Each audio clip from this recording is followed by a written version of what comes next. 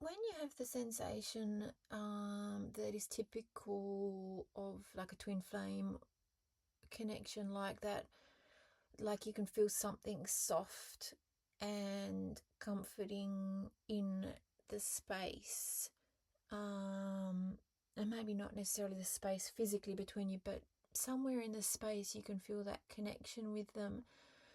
But is that possible to feel that kind of connection with an avoidant or somebody who's not meant for you, like that feeling of comfort?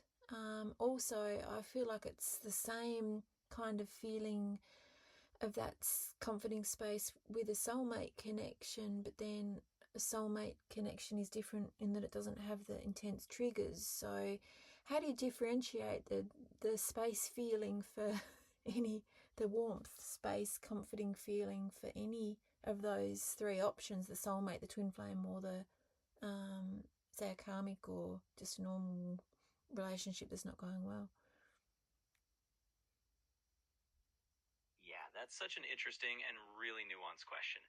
And honestly, a lot of people grapple with that because those feelings of warmth and that kind of soft comfort in the connection can show up in different types of relationships.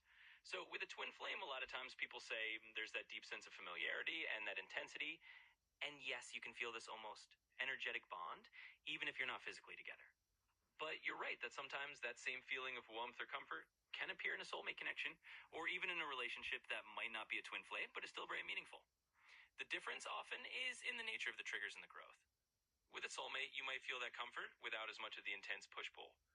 It's more harmonious. It doesn't have those deep triggering moments that force you to face your own shadows quite as intensely.